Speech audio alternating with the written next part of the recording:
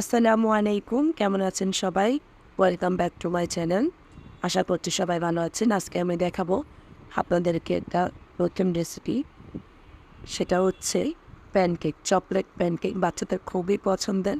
আমি আমার বাচ্চাদের জন্য তৈরি করি। তো চলুন কীভাবে তৈরি করলাম সেটাই দেখে নেওয়া যাক।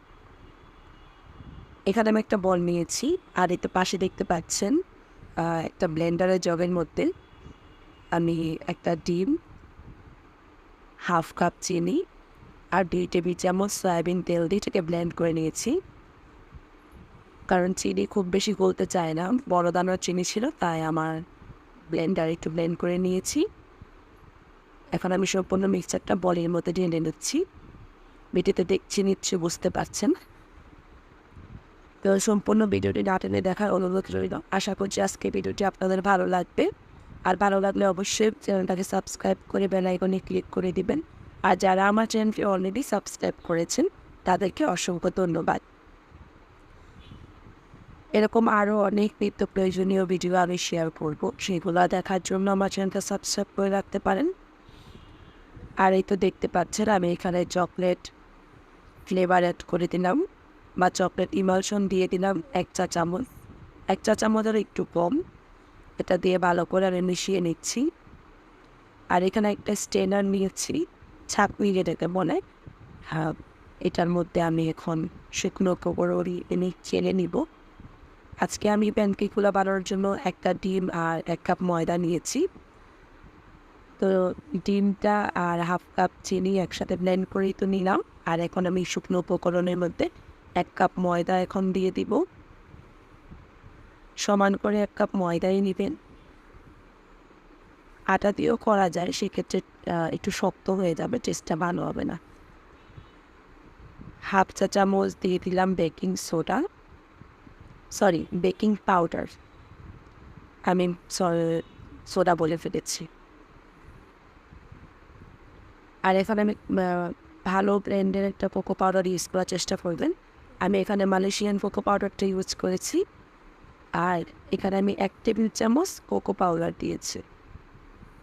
এখন সব কিছু একসাথে ভালো করে চেলে মিশ্রণের সাথে মিশিয়ে নেব। ভিডিও দেখে নিশ্চয়ই আপনারা বুঝতে পারছেন। আর কোনো বিষয়ে জানার থাকলে, বুঝতে না পারলে আমাকে কমেন্ট করে জানাতে পারেন। আর এতে আমার চেনে নেওয়া হয়ে গিয়েছে। আমার হ্যান্ড মিক্সারটা, মানে স্প্যাচুলাটা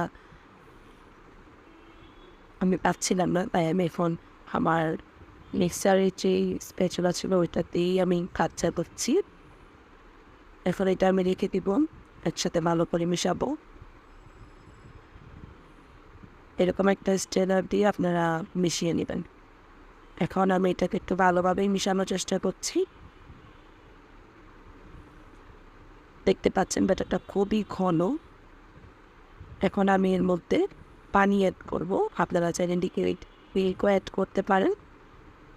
তা আমার হাতের কাছে এখন ছিল না, তো আমি পানি দিয়ে কাজটা শেষ করব। এখানে আমি হাফ কাপ পানি নিব, হাফ কাপ পানি নিয়েছি।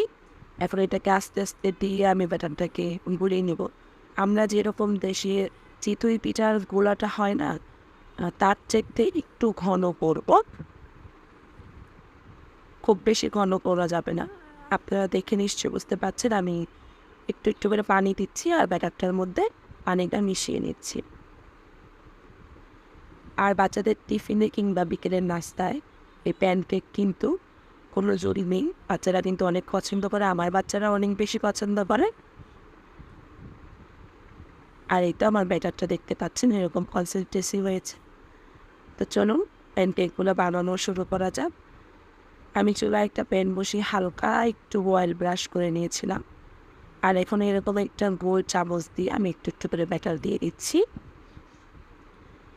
ব্যাটার দিয়ে এটাকে আমি একটু 1 মিনিটের জন্য ঢেকে দেব। 1 থেকে 1.5 মিনিট পর দেখতে পাচ্ছেন আমার প্যানকেকটা কিন্তু খুব সুন্দরভাবে হয়ে গিয়েছে। তো আজকে এক এক করে আমি সবগুলা প্যানকেক বানিয়ে নিচ্ছি।